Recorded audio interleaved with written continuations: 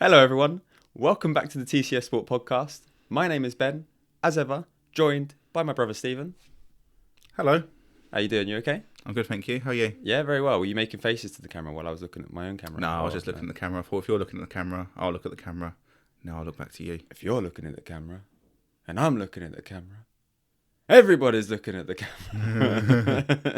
Das Vidania! I don't know, or whatever Russian is. Dad will get that film. Yes. For our listener. Anyway, I want to crack straight For our on in. listener. Yeah, I want to crack straight on in because we've got a lot to talk about. We because of do. things over the We last do. few weeks. Yeah. Why aren't you doing Keep You Up Is while doing the intro? What do you mean? Why am I not doing Keep You Up as when I'm doing the intro? Did it go to the failed footballer on your social media, please? Because you'll see someone doing some brilliant Keep You Up Is, and I'm not biased. Keeps that ball in the air for a long time. Talking facts or opinions? Opinions for the one that Mainly most opinions. recent one that I did. Yeah. I thought I'd try it to do something a little bit different. Yeah. That one. I know you're not going to plug it on here, but you've got a lot of followers on TCF Sport. So, what is it? Underscore the failed footballer. Yeah. Underscore the failed footballer on all your socials. I do it on Instagram and TikTok because Instagram is at 354 now at the time of recording after 6 days, and TikTok's at 1,020 after 5 days. But I also keep them separate, so I do 1,020 on TikTok and 340 odd on. 1,020. My record's 1,600. So. Okay. But I've never tried to beat What that. happened to the wind blow? Yeah, well, I was doing it the other day, and yeah, when you're trying to do it when the wind is really blowing and it's like making your eyes water, and you're really trying to keep it up, and you get to 600 and you drop the ball, and you get to 700 and you drop the ball, and your hands are freezing, and you just think, yeah, not going to swear. By the way, when Ben does this, he records himself with one of his tripods. I'm not there. Because if I was there, I'd be throwing tennis balls at him to try and put him off. I think it's too easy to sit there doing it. My record's 1,600. Future idea, there we go. I was doing it yesterday, though, and I could hear these teenage girls, walking past and making comments. They're trying to keep the concentration while they're putting you off, just being... Making comments? What Yeah. did you say? Leave my ear alone. They couldn't tell from that far away. You should have pinged it at him. No, because then I lost my No, streak. you should have done the Ronaldo and Scholes thing, where Ronaldo's doing all the tricks and Scholes Yes. hits a tree from 200 yards or whatever. Have it you is. also seen the one where Scholes is speaking to the journalist, or he's doing an interview and somebody else is talking? I think like Italian press or whatever else. He says, "Just hold on a minute," because they're interrupting his interview. He pings it 60 yards or whatever else. It just hits them and gets them to stop. It's That's great. what I've done. But we know I can ping it. Yeah, you can ping it. I can do keep you up. Yeah. But I can't do Keep You Up Is. it's a good skill, but it's no relevance to match day if you're playing. Very true. Yeah. Very true. Also, like, I'm not a failed footballer. I didn't even try, so I don't know what that one would be. You're just failed. No, I'm joking. Wow. I'm joking. Good luck doing your podcast.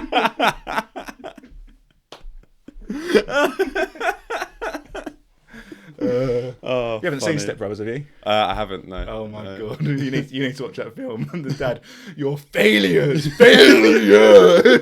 Having a go at his son and his stepson, who are in their 40s, by the way. Fair enough. No, never seen it.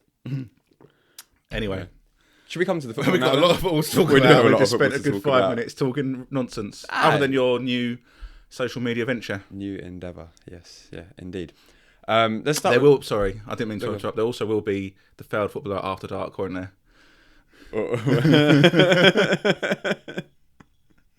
What were you getting at there? Watch this space. Fair enough. Right, Liverpool, because they drew with Leeds yesterday at the time of recording. But as well as the result, Mo Salah came out and said what Mo Salah said after the game. He hasn't really done any interviews this season, but then speaking in the media pen following the game, quotes, "Somebody has thrown me under a bus. Relationship with the manager is completely broken down. Somebody wants me out of the club. He's earned his place in the starting 11, so therefore shouldn't be on the bench, even though he's only been on the bench for the last 3 games. And he'll say goodbye to the fans next week before he goes away to AFCON." What are your thoughts on his comments, and how do you think the situation resolves itself? My thoughts on his comments: boo freaking who? Grow up. Like, you're on what? Is it 400 grand a week With contract? the new contract that he signed, something like that. And it was last season when in the media he was playing it all, wasn't he? It was Because it was so him, quiet. Van Dijk, and Alexander Arnold, wasn't it? Yeah, last those season? 3. Yeah. So obviously there was all that noise around it. Will he sign? Will he not? But if I remember rightly, the only one that was making comments to the media about it really was Salah. No, Trent sort of did a few celebrations and things, but didn't really say much until we came out and announced that he was going to Real Madrid or was he leaving Liverpool. I think Van Dijk did a couple of interviews when he was asked, but saying, yeah, things are progressing well, etc., etc. Salah seemed to make comments every other week, it felt like. And if I remember rightly, he was saying how it's not resolved and nothing's been offered and stuff like that, wasn't it? Yeah, there's nothing on the table. I want Yeah. to stay, etc., etc. Yeah. I think he's just throwing his toys out the pram. But he's been on the bench for 3 games. And he's been on the bench because his form hasn't been good enough. Yeah. Just because of what you've done previously. And yeah, he had a worldie of a season last year. Doesn't mean you're guaranteed to start every week. Sometimes you need time out the team. And sometimes you need to earn your right to play again. Like, just because you don't get the right to play based on your history. No, nobody does. It's based on your form. And his form's not good enough. Not this But season. he doesn't like the fact it's on the bench. Like, but coming out and saying that just goes to show, and it's not just him, it's a lot of them, isn't it? Like, and not just footballers, all celebrities, just how entitled and out of touch with everyday people they are. His biggest issue at the moment is, I'm sat on the bench and I can't play football. Yeah. Oh, I'm so hard done by. I've been thrown under the bus. My relationship's bad. Get over yourself. But just get your head down, work hard, earn your way back into the team, cement your status as a legend. I mean, he's going to be a Liverpool legend anyway, but Yeah. do it going out this way if he does now have to leave, because to me it's now either he leaves or Arne Slot leaves. There is no... Well, when we discussed off pod, out of the two of them, it needs to be him because they've backed the manager and spent a lot of money on players that he wants. Yeah. I mean, last season, there's an argument to say he's over the crest of his peak, isn't he? Yeah. And last season was a bit of a freak season from him, wasn't it? You could argue, like, Liverpool fans might not like me for that, but not many fans like me anyway on this podcast. So you'd probably get rid of him. But it's like the comments about, I'll bring my family to the Brighton game next week to say goodbye. Like, do football players not routinely take their families there anyway? Well, every single game pretty much. Yeah. Like, if they want to be there, They've got they've got their own box and whatever it is. Like, it's all, again, just need to take stock of what's going on in the real world at the moment and grow up a little bit and get on with it. If you don't like it, jog on. 400 grand a week, like you say, he'll always be a Liverpool legend, and there were times in the Premier League he was absolutely unplayable. Yeah. But get over yourself if you don't like it. And if I was the manager, I'd be like, okay, you're not coming back after the AFCON. See you later. Yeah, we'll just never put him in the squad How again. old is he now? 33 or 34. 33. So there's an argument that really you've had the best out of him, haven't you? Like, Well, they've got, everything out of him. And because he signed the contract extension, they could probably generate some sort of fee for him if they were to sell him. I imagine a few clubs in Saudi will be interested because they've always been interested in bringing him over there. Yeah, exactly. And he'll probably double his wages as well. So it'll be a win for all of them, wouldn't it? Tax free, yeah. And he'll start every week. But it reminds me... You'd like to think so, wouldn't you? It reminds me, both him and Van Dijk, because I know Van Dijk he obviously isn't having the best of seasons by his usual standards. But his levels above. That was more Scottish. That was more Scottish, yeah. Well, Sorry, that's from practicing my Andy Gray with my boy. I love that video, by the way. Just receiving a video. Tick a bird. Yeah. Brilliant. Absolutely brilliant. But I mean, Van Dijk and Salah, I know there was a lot of clamour last season. You can understand why for them to sign contract extensions because of they basically they were integral to Liverpool winning the league. But do you remember when Aubameyang... I remember having this conversation with you at the time, being Arsenal fans, that Aubameyang came off a really good season. I think it would have been 2019-20 when he won us the FA Cup. And then even the season afterwards, he was pretty good, 2020, 2021, when we were nowhere. He signed a contract extension that summer, I think. And you messaged me to say he wants 300 odd grand a week or whatever it was. Just let him go. Nobody's bigger than the club. Obviously, at the time, he was probably our most important player, our best player. A lot of Arsenal fans, myself included, were like, no, keep him at all costs. We need him.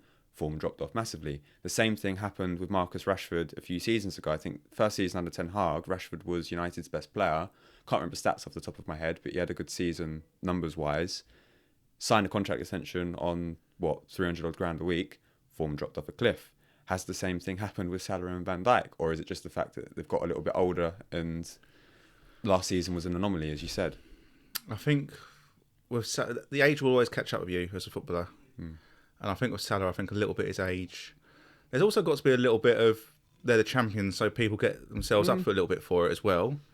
And Van Dijk's age as well a little bit. But Van Dijk's always been a great passer of the ball, hasn't he? I've Yeah. never agreed with that. Always the greatest Premier League centre half forever. I think there's been other defenders who can defend far better than him, but he's very good creating some space for himself and spreading the play, as you put out in one of your clips. Right foot, left foot, it doesn't Yeah. matter. You try and press him and he'll just ping it That's across where the he's Salah. that's where he's so good. But defensively, not as. I'm not saying he's not good, Yeah. but when you hear that absolute guff Carragher was talking about like last season. Anyway, Yeah, but now this season he's given the ball away passing wise, and then defensively, well, the Sunderland, as you brought up, yeah, he's great pass. going. But then why is he not pressing the ball to go and close it down? But it's been Sunderland, it's been Chelsea. That one wasn't so much his fault, but that's turned into memes because of how he stuck his bum out, basically, him at the wickets. And I think there was one more as well. But either way, he doesn't go and press the ball. He sort of bends over. It might have been against Leeds yesterday, to be fair. Yeah, it's decision making when it comes to that sort of thing. There you go. Yeah. Do you think Arne Slot makes it to the end of the season as Liverpool manager? And do you think his position should even be called into question after what he and Liverpool achieved last season? I don't think so. I think they've backed him in the transfer market. It's a lot of media and social media hype, as per usual. A lot of Liverpool fans as well. Again, going off social media, but even some in the ground from interviews that have been conducted by pundits and things. But it's so reactive, isn't it? Like, take this bad season, because you can't be at the top every season. Take this bad season. Those players still need to gel.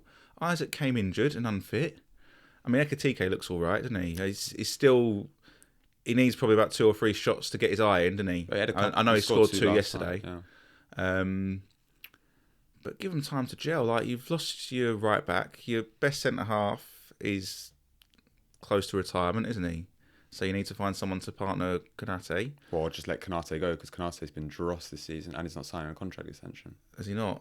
That's strange, because he was looking like he was going to be a good replacement at one point. A couple of seasons ago, yeah, but that's why Real Madrid then were linked with him. But his form has dropped off a cliff this season as well. Do you think it's because he wants to force a move through? Well, yeah, but now apparently because of his form, Real Madrid aren't necessarily interested in signing him. Contacts and those rumours have died down, quietened down. Oh, well, we'll see He might go to City then. Yeah. Yeah, he should make it to the end of the season. And if he doesn't, I think that'd be a bit mad, really. But there you go. Just take this season for what it is. Even if you don't finish in the Champions League, take it for what it is and go again from next season. Well, this is what everyone thought would happen last year, really, wasn't it? They'd have a season of transition. And I know it's probably because of the standards that they set last year that Liverpool fans and neutrals as well, because we predicted them to finish top of the league, thought they'd be up there again. But when you look at the table, I know, yes, results haven't been great and they've been really inconsistent and they're shipping goals, etc., etc. But they're still close to top 4. What are you laughing at? Now, the conversation we had about the interview I saw of him, where he was talking about the chances that they conceded, like against Sunderland, it was a tight header from a corner. Oh, and yes, hit the bar yeah. and blah, blah, blah. Yeah. And yesterday they conceded 3 goals. Yeah. So that's what came to mind. Like, it's sort of like you curse yourself. Yeah. But I mean, just call it for what it is, because against Sunderland, again, as was widely recognised, I didn't watch the game, but I read reports of the game. Sunderland were the better team. They could have won it right at the end as well if Chiesa didn't track back and clear it off the line. Yeah, it is what it is, isn't it? It is what it is. But I mean, they're still on course to me. That are finishing around, well, they are around the top 4 now, because even though they might be 8th, they're not. It's so close and tight from Chelsea down now in 4th. Once they gel and hit form, but you don't do that if you keep chopping and changing the manager. No, and also with the January transfer window coming up, you imagine they'll go out and sign 1 or 2 defensive reinforcements, because that will then again make them stronger. Do you also think with Salah dropping to the bench, he's done that in mind with the African Cup of Nations coming up? So they're not going to have him anyway. Potentially. So trying to see how they perform without him. Potentially, but also the fundamental point is his form had dropped off. Yeah. A lot of Liverpool fans were saying that he needs to sit on the bench for a little bit. Yeah. So bring back Harvey Elliott in that position. He's not getting any game time at Aston Villa. So, yeah, which we'll come to a little bit later on. I want to talk about Crystal Palace next, because after they lost against Manchester United last week, Glasner came out and said that Palace in the summer, they missed a chance to play an even better season in the summer because of the lack of transfer business, which, when he says things like that, if you just read it, it seems like quite a bombshell. In context, actually listening and watching to the interview, it didn't seem that dramatic. But I mean, the fundamental question, do you think Oliver Glasner will still be Crystal Palace manager come the start of next season? And did you agree with his comments? He should be manager to start next season if they support him in the transfer window, because they're going to lose Gahey potentially in January, aren't they? Unless he signs a pre-contract to go on a free in the summer. But he's either gone January or he's gone in the summer, isn't he? Yeah. And it all depends if he feels backed or not. And I can understand his comments because they're playing European football, so that's extra pressure on the squad. And they're doing all right in the league at the moment. And every game after they've played a European fixture, they've lost in the league. So they could be doing even better. I mean, you look at the one against United, they were 1-0 up half-time, probably should have been a couple more goals up. And Mateta's missing a few chances as well, doesn't he? He needs to get his shooting boots on. You talk about Ekitike taking a few to score. Mateta, he's scoring goals, but he's missing some big chances still. Even against Bournemouth, the 3-3 a month or two ago now, missed the one right at the end. Scores a hat-trick, but then you've got to bury the one at the end as well. Yeah. But yeah, as you say, a French Chris Wood, isn't he? French Chris Wood, yeah. Well, Mateta's. Do you know what they need up top? What? Joel Wood. Yeah. How did I not see that one coming? And on the bench, Joel Wood. Yeah, love it.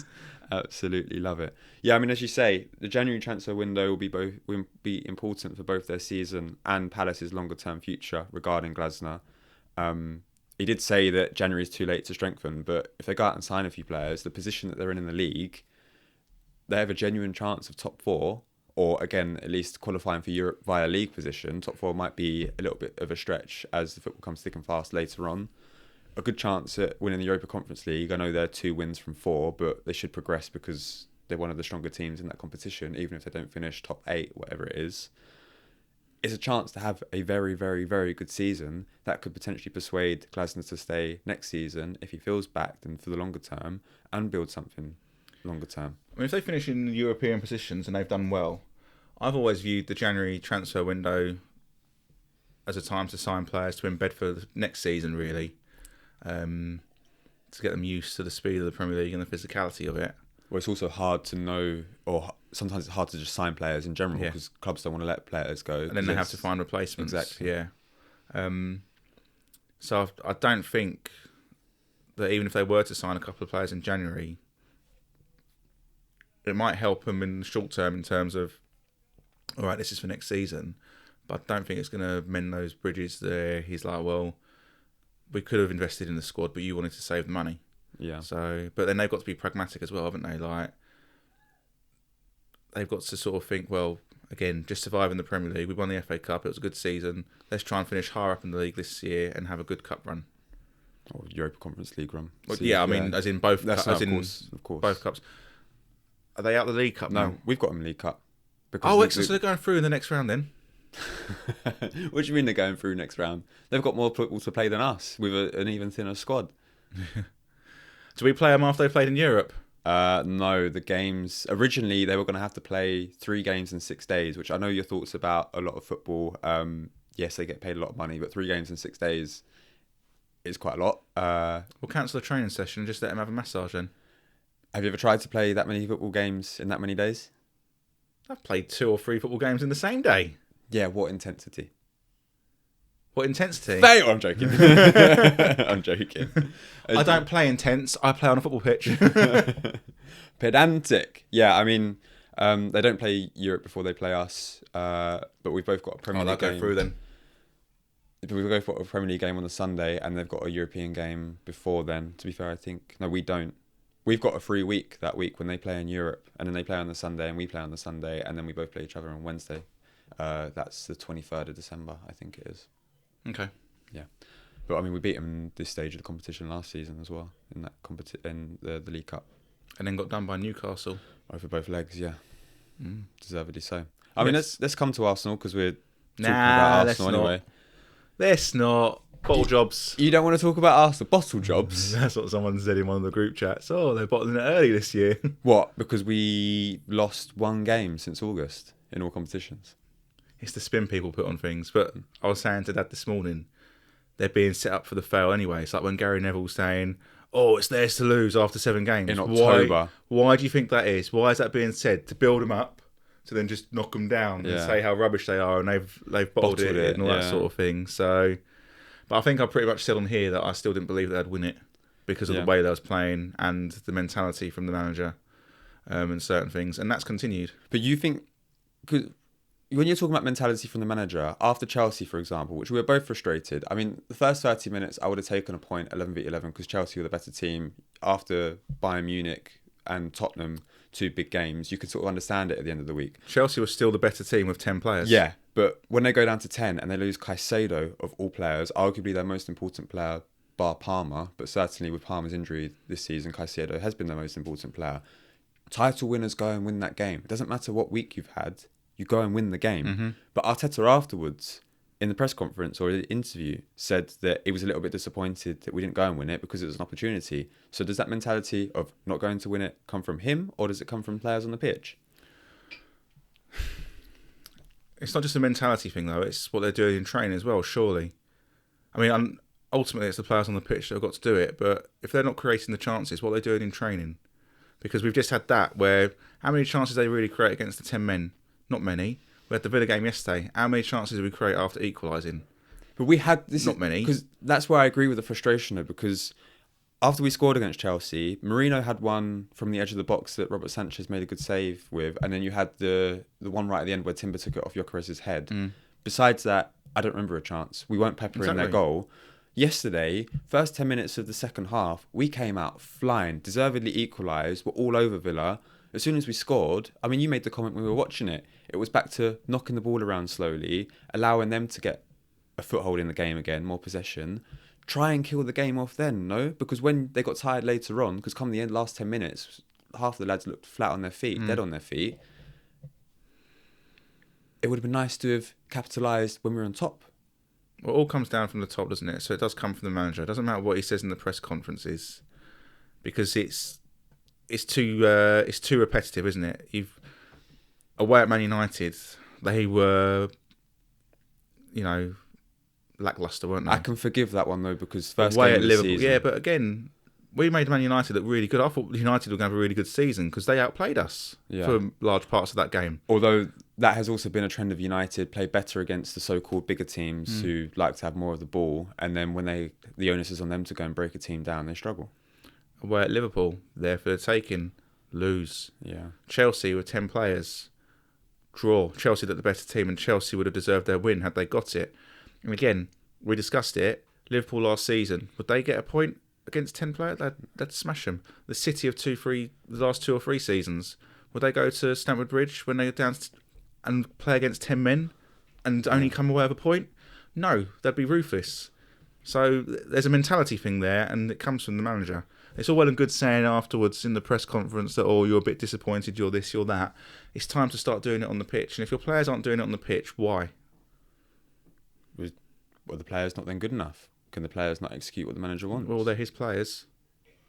He's been there, 5 years now? 6 years? 2019. Or 2020. No, 2019 he came in, back in the 2019. Yeah. It was around this time, 6 years ago. Yeah. So it's time to start. I mean, and talk about throwing it away. It's not throwing it away, but it's not great, is it? Like, don't get me wrong, Villa's a tough place to go to. If they'd got a draw against Villa, then so be it. And Villa deserved their win yesterday. Towards the end, it was like there's only one team that's going to win this, and you could see the goal was coming. We were watching it, and you knew the goal was coming. Yeah. So, and it's all this stuff about tests and we've passed a couple of big tests. The Spurs game flattered them because Spurs are awful. Yeah. I know they beat Brentford, but Spurs have been absolutely appalling. The Bayern Munich, it's not the same Bayern Munich of a few seasons ago, but yes, all right, they beat them. Well, I would disagree that it's not the same Bayern Munich of a few seasons ago. Bayern Munich had won 16 or 17, beat the European champions, PSG, in their own backyard, with playing with 10 men second half. Bayern Munich was a big maybe result. I'm being a little bit disingenuous there, but I just sort of think it's not the Bayern Munich that mullered us 5-1. Oh yeah, but we were awful back in those days. They beat us 5-1 twice or 3 times, I think. Thrice or twice! Just to get that one in there. That one's a little bit disingenuous. But yeah, as you say, it was frustrating to lose the way that we lost yesterday. I would have taken a point there, though, because, as you said, Villa Park is a tough place to go to, and they're bang in form. The result against Chelsea is the frustrating one. And perspective is important because, yes, we've only lost 1 game since August, which should be kept in mind in all competitions. And despite all of this about, Arsenal are bottling it, we're still top of the league by 2 points. But when you consider the result away at Sunderland when we're 2-1 up, just closed the game out. Close it out. The result against Chelsea where should have won that, or if he'd gone for it a little bit more, and then forgive yesterday's result, you could have even more of a buffer. It could be even more comfortable. When you've got City chasing us, and Villa are there as well, not to rule them out, but because of the history with City in 2022, 23, 24, you know that's going to play in the fans' minds. That will probably seep into some of the players' minds as well. But it's the performances as well, isn't it? City come to town, who weren't in the best of form, and it takes a 90th minute equaliser. And again, what did they really create against them? Nothing. Fulham scored 4 against them the other week. They're shipping goals. They don't take the game to teams. That's the problem. He needs to start doing that. You need to start taking the game to some of these teams. And if you lose because they catch you on the counter, like that happened at Old Trafford that time that we always go on about, so be it. At least you're trying. But it doesn't look like they're trying to take the game to teams. I disagree with that. We only take the game to teams when we're 1-0 down. When we go 1-0 down, like we did against Sunderland, like yesterday, we moved the ball quicker. It didn't happen for the whole of yesterday, as we said. Then surely I've proven what I've said then, that we don't. No, that's right. That's what I mean. But yeah, I'm being again disingenuous. It takes them to score first for us to like. Yeah. So but that's what's so frustrating, because you can see that they can do it. Yeah. So why aren't they doing it? Yeah, all the time. Yeah. I don't know. I know. It's just, like I say, it's just rubbish, isn't it? And when it's too early as well, and it gets in people's heads, isn't it? And it's like, when we was leaving after we beat Palace that time, we're 7 points clear of City, and with this and that, it's like 9-10 games. Like, please. I think if we've got 8-9 games left to go, then worry about it. But like, City will be top of Christmas. I don't know who we've got next few weeks, but they're only 2 points behind. So if we slip up again, then yeah, they could be. But again, it's still a long way to go. I'd rather City be top at Christmas, because otherwise it'll be the third time that we've been top at Christmas and haven't won the league, because we're the only team that's done that. Been top at Christmas and then lose. And then of course all of the posts on social media and the media narrative, etc. Social media. Social media is just good for a laugh, isn't it? I do like social media, and no, I'm not getting this tattoo lasered off with my accent. How dare I? Why are you not sipping a cup of tea over there, sir? That was quite funny. Having that accent and that tattoo is a disgrace. Don't forget to shave your beard off as well. Was it your bum bag? Was that what he called you? I can't remember. Yeah, something like that. What's wrong with the beard? I haven't got a clue. I misread that. I thought you wanted me to shave my ball bag, so I did that instead. Oh, fair enough. How good is Bukayo Saka? Average. I think he's hyped. He can't help that he's hyped. He can't. No, you're right. A little bit on the overrated side, shall we say. I don't see enough of him in the big games. I think the last big game I saw him perform in was when we beat Man United. How many seasons? 22-23 at the start of was that January. One with the collar when we 3-2. when we played nice flowing football when he copied Rashford's celebration. Yeah, and then Nketiah scored the winner right at the end. Yeah, that was in the 6-yard box, wasn't it? Yeah. Little flick. So yeah, I know we had a long debate, didn't we, via WhatsApp? Well, the only reason why I picked it up with you because I always go after Saka. No, that's what it felt like, because when we were dissecting the Arsenal-Chelsea result last week, and you were saying, "Oh, Saka's my friend." He is my friend. I've got your back, Saka. No, when we were talking about come and do keepy uppies with me, Bukayo. I bet you I can do more than I'm joking. When we were dissecting the game last weekend, we were both frustrated, but then the first player, or he wasn't actually the first player, it was the second player that you pointed out, that you moaned at, was Saka. But who created our goal? Saka put in a cross. That wasn't from a corner. But he beat 2 men to put in that cross, no? Yeah, but Cucurella's on a yellow card. He needs to be taking it to him. Yeah, and how many times did he get the ball to do that? Well, that's Mourinho's fault, isn't it? Which we'll come to in a minute. But don't get me wrong, I don't think Saka is as good as a lot of Arsenal fans think, but I think you're too harsh on him. That's the general gist of my point of view. I think he's a good player. I don't think he's average or standard, what you're saying. The problem is, maybe I'm spoiled, because I saw the team of Pires, Lundberg, Bergkamp, Henry, and I saw those players, how they affect games, and I don't see him affecting games. Yeah, but you say that. Corner. You say that. Again, I come back to it. Who set up the goal against Chelsea? Yesterday, who set up the goal? Who put in the cross? Who got into the position? Even in the first half. I know he was offside. That's Who basic. put the ball across? Well, What do exactly. you mean it's basics? He should have stayed on side, shouldn't he? You're talking about supposedly a top class team. That's the minimum. Okay, so come back to the one that he actually was onside for and put the ball across the cross side. You're saying it's basics. Other wingers don't have his numbers.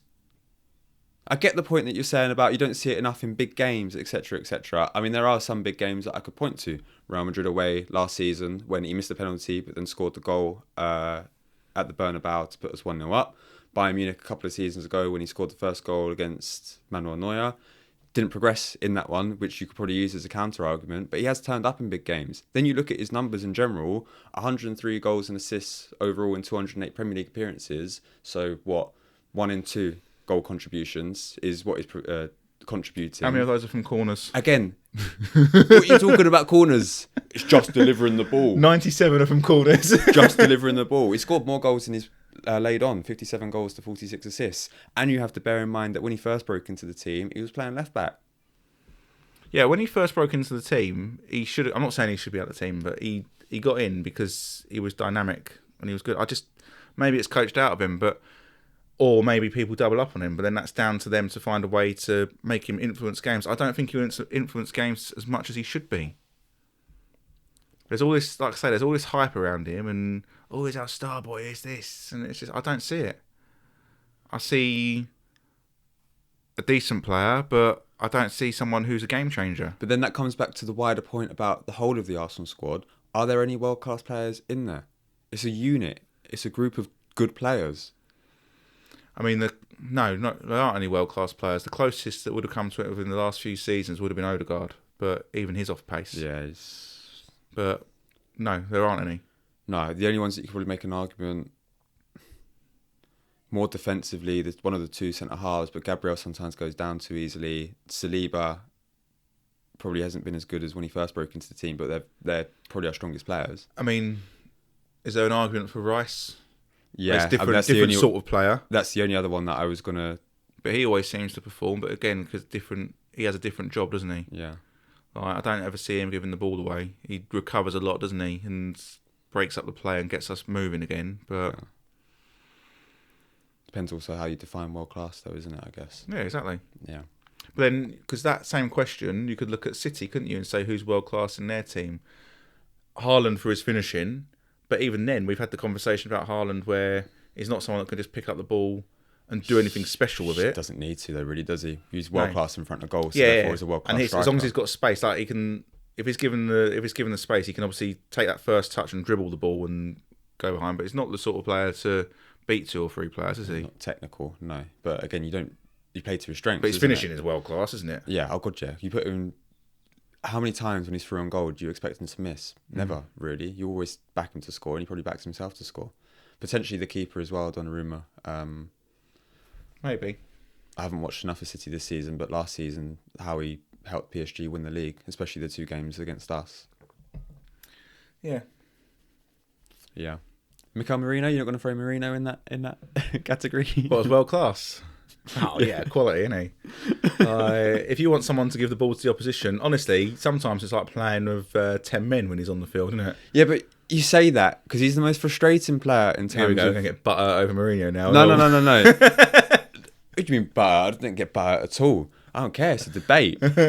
Merino is frustrating because you watch him and he gives the ball away a couple of times and he does things slowly and you want him to do it quickly, but then he pops up with an important goal against Chelsea, for example. There have been other ones, Brentford as well, in midweek to put us 1-0 up. If he's playing up front, he needs to be kept right out of it. Because the second he gets the ball, against Chelsea, there was a great bit of play from Timber. Played the ball all the way back and round, went to him in the middle because we'd got ourselves right out of danger because we were really under pressure. They were closing them down. Pass it to Mourinho, and what happened? He lost the ball, and I was on the back foot. And they had a shot. I think it ended up with an Esteval shot that could have been a goal. Yeah, it was dangerous because we messaged each other at the time. You cannot lose the ball there. He just loses the ball too much. But he was signed as a central midfielder, so you'd expect them to be intricate and tricky. And when he plays as a centre forward for Arsenal, because of the fact he was signed as a centre midfielder, and he's a centre midfielder, he drops deeper. Yeah, I know. I did notice that yesterday, but he's a hindrance, isn't he? And really, he's the player that shouldn't be playing against anyone in the top 6. No, I mean, there were calls. Paul Merson said before the game that Gyökeres should have come back into the team yesterday if he was fit. Came on at half time, and yeah, I know he didn't do a great deal, but if he starts from the beginning of the game, might have offered us a little bit more. Ifs, buts, and maybes. Well, I had him as my flop of the season, didn't I, Gyökeres, in our pre-season stuff. Yeah. So at the moment, I know he works hard and that sort of thing. But he's not been bought for that. And last season, they were saying about how we drew too many games. I think we've already drawn too many this season. If you take like the likes of Chelsea, who's the other one? Sunderland, City, yeah. And again, City at home, you should be winning. If you're saying you want to win the league, you need to win that. Sunderland away, like say, when you're 2-1 up, you need to do it. And Chelsea, that's 6 points dropped, isn't it? So. And then yesterday, I think he'd taken a point towards the end, and then he missed out on it. So, and even then, there's an argument to say if you want to win the league, you need to go to those places and win. Yeah, I mean, I would have before the game. I would have taken a point yesterday, but again, I just come back to it. That yesterday can happen because of the form that Villa are in, and Villa Park can be the way Villa Park is. You saw how the fans got up for it. Last Sunday was the result that when you've got a team that's vulnerable in front of you, no matter who they are, got to go and win the game. Got to be ruthless. Yeah, if you want to win the league. Yeah, so City will win the league this season. Yeah, it's too early for that. If you're saying that it's too early to call it a title race or Arsenal, whatever else. There is no title race. We're not. That's too pessimistic for me. That's just going too far the other way. Look, I've told you before, it's not pessimism, it's realism. You haven't learned from the last 2-3 seasons. I'm not saying we are going to win it. I'm just saying to completely rule us out and go, no, City are going to win it. To be fair, you're only giving your opinion, but still. It's Which just is too what much. this podcast is all about, isn't it? Some disagreement, though. Yeah. Although we are Arsenal fans, so I feel like we have more of an authority speaking on them because more of a knowledge. Yeah. Well, we should give more of a shout out to Villa though, because they were very, very good yesterday, and as you said, deserved the win for how they played. They didn't sit back. Basically, the last 10 minutes they were going for it and got the rewards right at the end. 9 wins in 10 now, which is some form, especially when you consider that they didn't win a game in the first 5. I don't think they scored a goal until Sunderland away either, which was the 4th or 5th game as well. Are they in a title race? No. Is it just because of lack of squad depth? Or yeah, that. And there was this conversation about them about 2 seasons ago when they had really good form as well, and even the goalkeeper Martinez was like, "Oh yeah, we're in the title race." I'm sorry, you're not. Yeah, and they're not, because they've had good form. They've shown that they've had bad form to begin with. Comes in peaks and troughs, that'll happen again for them. But it probably means that because they've had bad form, which was an anomaly, the good form is an anomaly. It'll probably balance out somewhere in between, especially because being in the Europa League, playing Thursday, Sunday, when they get to the latter stages, because they will, gets tougher. That had an effect a few seasons ago when they were in the Conference League, which was a step down. They made it to the semi-finals but got beaten by Lille. I think they made the Champions League in the league, finishing the Champions League places that season, which if they do it again would be a good season. But yeah, as you say, expect their form to drop off a little bit. Yes, unsustainable. indeed. Are you surprised that Harvey Elliott isn't fancied by Unai Emery? I don't know really, because he's seeing him in training, isn't he? So I don't know. It's an odd one though. It feels surprising based on the tournament. Did he start for the first few games when they weren't winning anything? He started one game, I think, but he's come off the bench a few times, and he played a few. I don't think he started. Well, as I say, I don't know which game he started, but he did feature for a few games at the beginning of the season when they weren't winning. I don't know how many times he's played when they have been winning.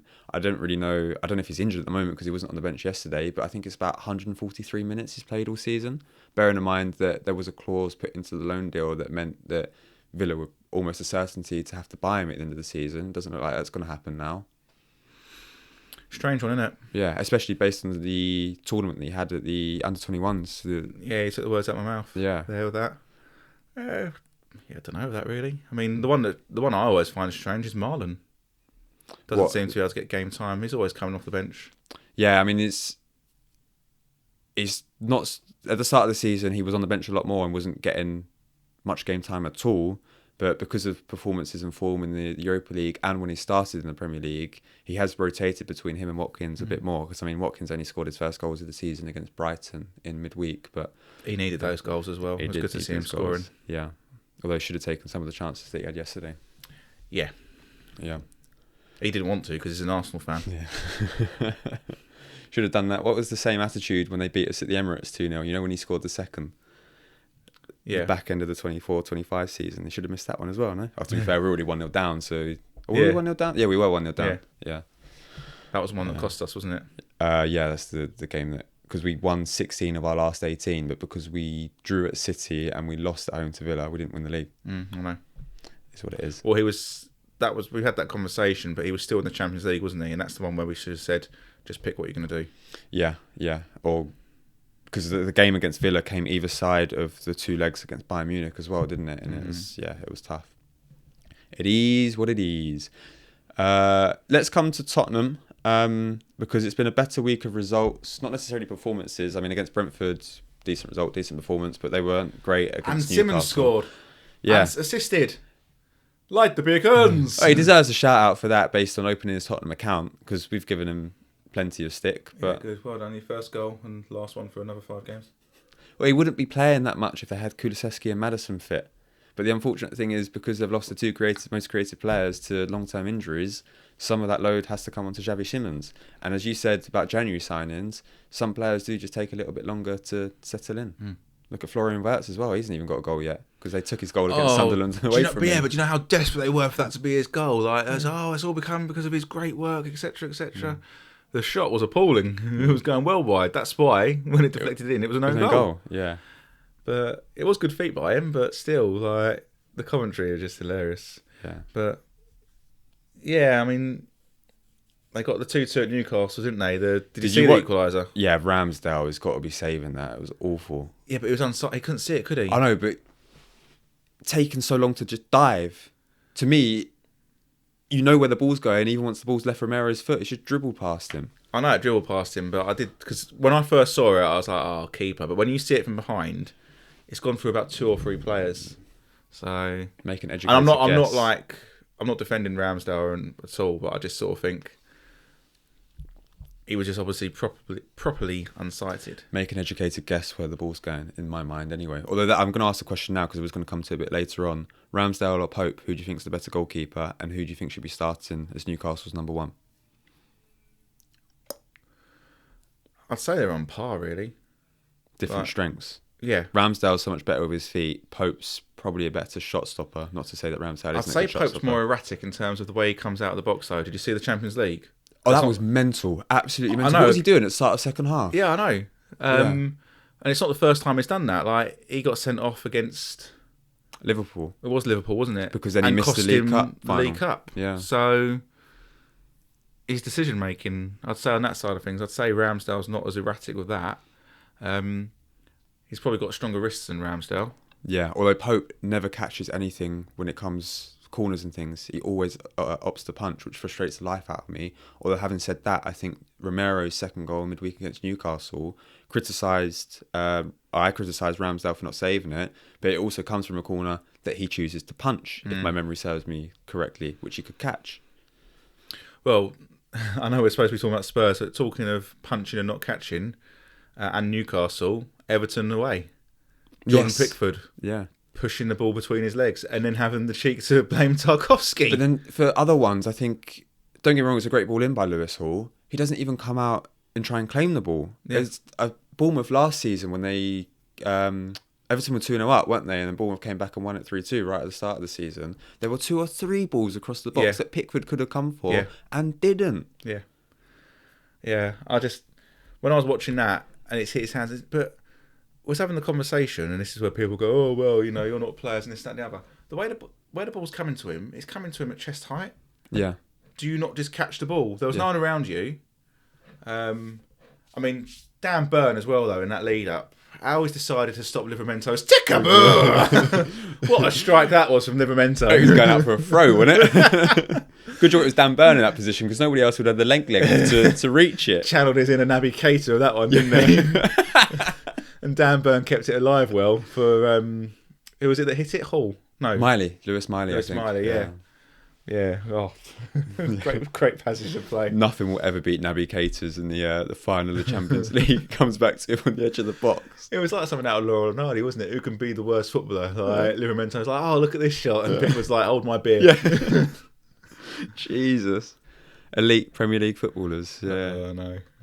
Did you see before the result against Newcastle that Tottenham had, Frank was talking about how the board have come out and said that, he has the board's support. That's what he said publicly, which to me is never a good sign when a manager or a board is coming out and saying they back me. It's not great.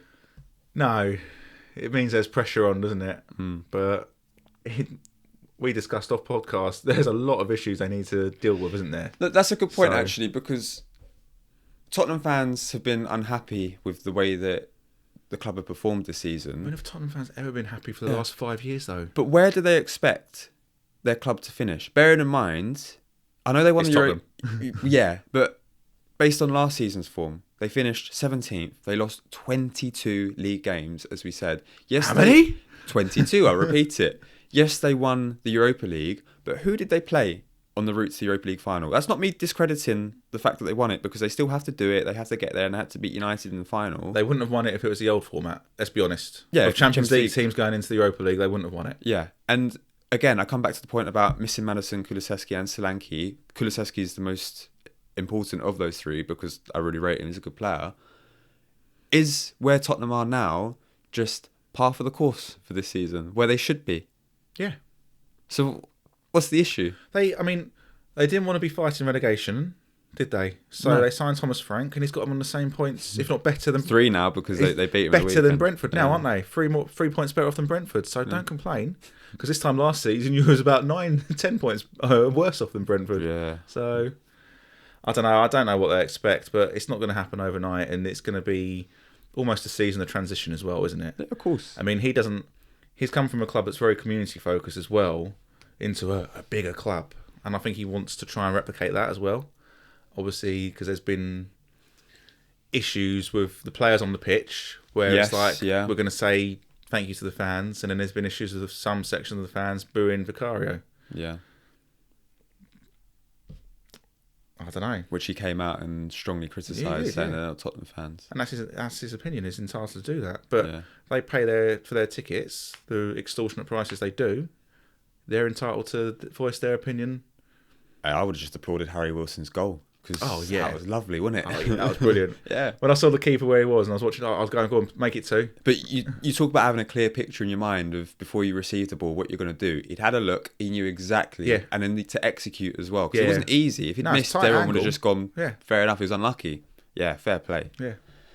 Quality and it was effort. just great the way it just sort of rolled in as well, wasn't it, into that empty net. Yeah, beautiful. Last Premier League club that I want to talk about is Sunderland. Is this the best season by a promoted club in Premier League history? No. Who would you put above it? I have given you a few options there. I imagine Ipswich will probably rank highly because of where they finished 5th. That's the one I was first thinking of, Ipswich. Yeah. Let's have a look who else you put in there.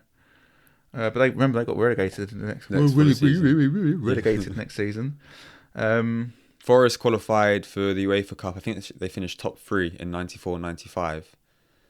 Because that was the last time before this season. Speaking of Kevin Phillips, you put Sunderland in 99-2000. Did you see he was in the stadium for the Liverpool game with the Sunderland fans? Oh, well, in the Sunderland section? Yeah. No, I didn't see that. Yeah, he was with the fans, because the camera put on it, and then the commentator was like, oh, yeah. Because I didn't even recognise him because he had his hat on and everything. Yeah. I was like, oh, yeah, it is, It's nice when you see former fans do that, isn't it? Yeah, James Collins at West Ham used to do it quite a lot because there was a game that I attended that I was sat right above at the Emirates, the West Ham fans, and you could see him down there, and they all started singing about him as well while it was, I think Michael Carrick did it for United as well once or twice in the away section. Yeah. It's all right. It was quite nice. Ipswich. And do you remember when... You've not got it there. I don't know where they finished in the end, but Bolton had a really good start one season as well when they first came up. And in actual fact, after about 3 or 4 games, they were top of the league, I think. And Wigan, I haven't got it here, when they came up with Paul Jewell, they finished 10th overall, but there was a time, it was when Chelsea ran away with the league, Wigan lost, or they didn't win in the first 2 games, then they won 8 of the next 10, and they were close to Chelsea, basically, hanging on to Chelsea's coattails for a club the size of Wigan that everyone expected to go straight back down, which was a very good return.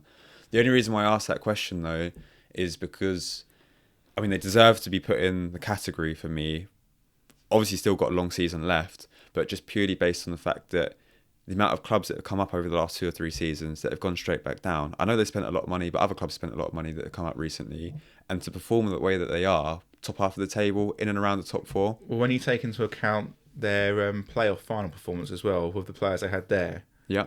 like they were looking at the team. Dad and I watched it. It's like, oh, what's the point? Straight back down, because it was awful. Yeah.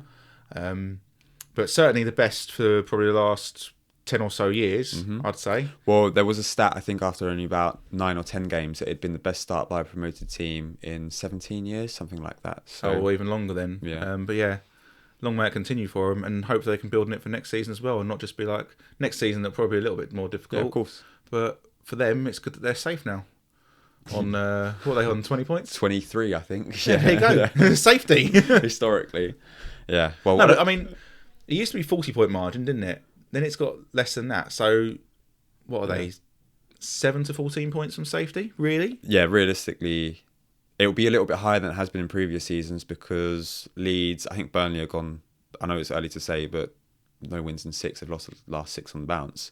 Leeds and West Ham are the 2 that are going to battle it out, and they're both picking up points, and they will continue to pick up points because they can be tough teams to play against on their day. So, yeah, it's going to be a little bit higher, but Sunderland should be well clear of safety. And that's including they're going to lose 6 or 7 players to AFCON after next weekend. So there might be a bit of a drop-off over December-January period, but they've already picked up a decent amount of points. And just play for a few draws. You just need, if you just need 15 points, just 15 draws then. How many wins they had so far this season? I will find out for you because I don't know off the top of my head. Because all they need really is 10 wins, don't they? 10 wins and 10 draws and you're safe. They've had 6 wins, 5 draws, 4 defeats. Sat on 23 points. So they're 4 wins and 5 draws away from safety then? Yeah. That's doable. That is doable.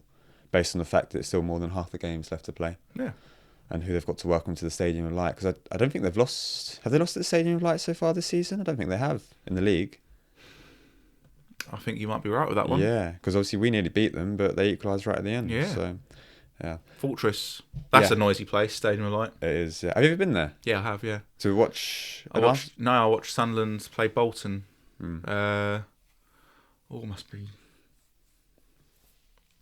Must be going on 15, 16 years ago. Both teams were still in the Premier League. Yeah. So whatever season that was. And yeah, it was noisy. Good atmosphere. Well, it's always a noisy place up there, both them and Newcastle, because the sets of fans are mental, both sets of fans. When you went to Stadium like then, did they still do the thing? I know they do it now, but where the away fans sit upper tier. Newcastle have always done that from my memory, but I swear Sunderland, the away fans sometimes used to sit lower tier, and then they changed it as well.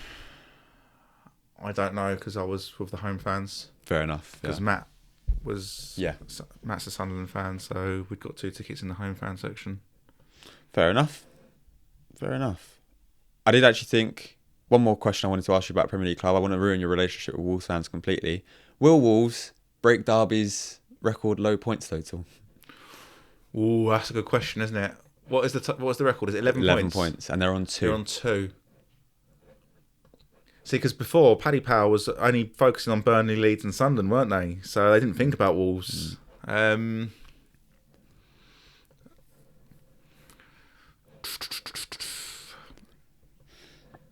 going to say yes. It's odd though, isn't it? Because when you look at some of their defeats, so take the last 2 off the top of my head. Away at Villa, got done 1-0, but had a couple of chances at 0-0. At home to Forest, got done 1-0, but had a massive chance at 0-0, and the keeper made a mistake coming out to try and claim the cross. They've been in games, they've been competitive at points, just in key moments. Sometimes when you're down, the luck you don't just get the rubber green, do you? No. I remember it was Sheffield United a few seasons ago where I think they picked up 2 points from the first 19 games, whatever it was, and finished between 10 and 19 points. The amount of games that they lost just by 1 goal, they were competitive, but yeah, that's what happens. There you go. I mean, they've given themselves a real mountain to climb, haven't they? Yeah, they're done. So, they're gone. Finished. They're finished in the summer with the lack of business that they did. Can't lose the players that they lost and not replace them with similar quality. Indeed. Finally, a quick word on the 2026 World Cup, because the draw has been made. England drawn with Croatia, Ghana and Panama. I'm not talking about the draw itself because I didn't actually watch it. All I want to say Apparently is... it was confusing as anything. Oh, yeah, because of, expanded format. Yeah, they can't go into that pot because there's 2 European teams there already. Hang on, where are we going to put them? I say Scotland, I'll go anyway. Don't put them anywhere. They got Brazil. That's quite a good draw for them. I mean, an interesting game. Did they get Brazil? I want to say Mexico. Morocco and Haiti. But their first game is Haiti. And I'm not being disrespectful to Haiti, but if they're going to get out of that group, that's not a bad first game. But basically, Haiti are the worst team out of Brazil and Morocco. Could still beat Scotland. So you want to play them first to try and get off to a good start. And if you can nick a point against Morocco and Brazil, you never know. You might make it through. You won't nick a point against Brazil. They might nick a point against Haiti if they're lucky. Well, yeah, they deserve to be at the World Cup. So both of the teams deserve to be at the last World Cup they had Brazil in their group, didn't they? 98? Did they play Brazil? I can't remember. Oh, I could be wrong with that, but in fact, it's not the fact I can't remember. It's I wasn't even alive. Yeah, well, you disrupted our World Cup. Yeah, then. I know I did. Yeah, for the 4th time. We got something to tell you. Put the football back on. Yeah. What did you make of England's draw though? Croatia, Ghana, and Panama, and how far do you expect us to go? Oh, I hate all that nonsense. Oh, I haven't broken it down by if we finish first and this team finishes second. Oh my goodness, like that stuff just does your head in, doesn't it? It's like if you want to be the best, you've got to beat the best. Yeah. Like all this stuff about the easiest route here, and just beat whoever's in front of you. Take the game to them, beat who's in front of you, and become champions. Yeah. Easy. No excuses, no nonsense. Easy on paper. Oh, it's mentality as well. If you start with excuses already, then you're not going to win, are you? Yeah, no. Go in, no excuses. Try your best. If you don't win, and a better team beats you, so be it. Yeah. Just hold your hands up and go, a better team beat us. On the day. Not hard, is it? Yeah. Have you also seen that FIFA is set to use VAR for corners at the 2026 World Cup? That decision is being debated at the moment, but it looks like they're going to trial it. Do you think that's a good decision, or are you worried that it would slow the game down too much? I thought they already used VAR for corners if the referee missed stuff. No, as in what I mean by as in if it's a contentious, the actual award of a corner, they're going to look for. Oh, as in the award of a corner. The award of a corner. I see. I apologise. No, because it shouldn't take too long. But again, if it's something that they really can't see, then you go with the on-field decision. Yeah. You just say, "Oh, it's too close, can't tell." But then are they going to be doing the old cricket ball thing as well with the edge? Of the bat, when you can hear this, because they did that in, was it the last World Cup? Last 2, I think, yeah. Where you can see that there was a little touch. Yeah, and the technology in the ball, the same, Adidas have the same, well, they've supplied the ball for however many of the last World Cups, I think it's back to 1970. So, yeah, that technology is going to be in this World Cup, which means you'll be able to see it as well. The fundamental point is, for 99.9% of corners, it should just be a simple quick award. For the rest of them, if you're using this technology, it should also be pretty quick and clear to pinpoint. So hopefully it doesn't slow the game down. It means that you get fairer outcomes because teams can't score from corners that otherwise wouldn't have been awarded. Are we gradually building so we don't need linos? Well, what decisions do they make anyway? Well, they don't. They wait for the referee anyway. That's what I mean. I can see the away team has kicked it off, but the referee's pointing it's for their direction, so I'll flag for their direction. Like, there was a good one. I saw a clip this morning. I think it was Leeds Liverpool last night, and there was a foul on. I say a foul because I've not only seen it actual playing by, whatever you call it. Yeah, can't get the words in my head. And Anthony Taylor looks at his lino and goes, "Is that all right?" And the game rolls on, and VAR are checking it, and then Ekatike actually scores his second. But I thought that was quite good because you don't normally see that too often from referees. And like you say, the lino will wait for the referee to give it, even though he's got the better view. What? And now with VAR, what's wrong with the lino giving a penalty if he thinks it's a pen? Yeah. Because the VAR can always cover him anyway. Exactly. Just make the decision. Yeah, I know. That's what you pay to do. It's your job. I know. But yeah, not the worst idea if it's done quickly. Like I say, if it's something really contentious, I don't want this 5 minutes of, there's a little touch there, but we can't see who it's from. You go over the on-field then. Yeah, we get it enough Simple already. as. Yeah, because you don't want to stop teams from taking quick corners either, because that's a potential route to goal. Exactly. So, yeah. Anyway, that's everything that I wanted to cover. Have you got anything more that you want to add? Yeah, congratulations to Donald Trump on your fake peace prize from FIFA. So you did watch some of the... No, I just saw it flash up. What a load of tosh that is. It's because him and Gianni Infantino, aren't they? They're bum buddies, basically.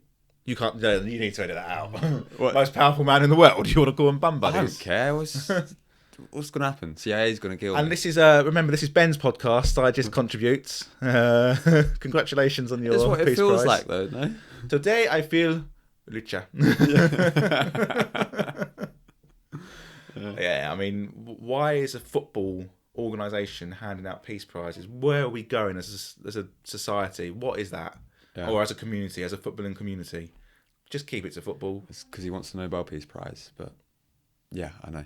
Yeah, but why? What? It's like why do we care so much about winning the Premier League? Who cares? Like, really, when it comes down to it, bit of shiny metal. Well done. I care because I've never seen my team win the Premier League before, but It's overrated. Yeah. It's all right, but it only lasts for a couple of months and it starts all over again. You should look at Liverpool fans this season. Last season on top of the world. This season. Anyway, It's garbage. Hate it. yeah, not going to talk about any more of the draw. Actually, besides the fact I don't know what Rio Ferdinand was doing there and getting involved, and the fact it took them 87 minutes before the draw actually started to draw the first ball. So It well almost done. took them a whole football match. And it's just a draw. I actually haven't looked at the draw. I don't know who the groups at all. And I was talking to a friend the other day, where you've still got the playoffs. It could be this team or this team. Or there's still, for the European playoffs, I think there are 4 European playoffs. There might be 6 actually. It's still 4 teams that can qualify. Obviously 1 of 4 teams in each of those playoff routes. Yeah, nonsense. Because Italy, I know they've got a little way to go, but we'll really like their group if they manage to qualify. But they've got to qualify first. So, Well, Dad's of the opinion that we shouldn't have qualifiers anymore. You should just have the nations that you want to see. You want to see Italy there, and Holland, and England, not Scotland,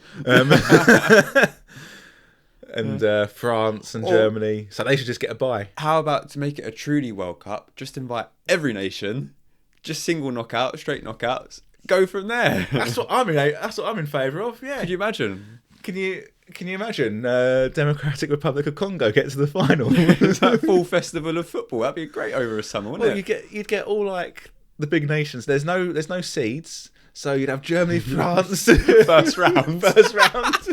That's a World Cup I could buy into. Fair enough. I think I might go with seeds, but you never know. No seeds. Let's have all the big nations playing one And another. then you don't even need the international breaks during the season to qualify because you don't have to qualify. Yeah. Wenger, call us up, man. No, look at these ideas. Changing the world.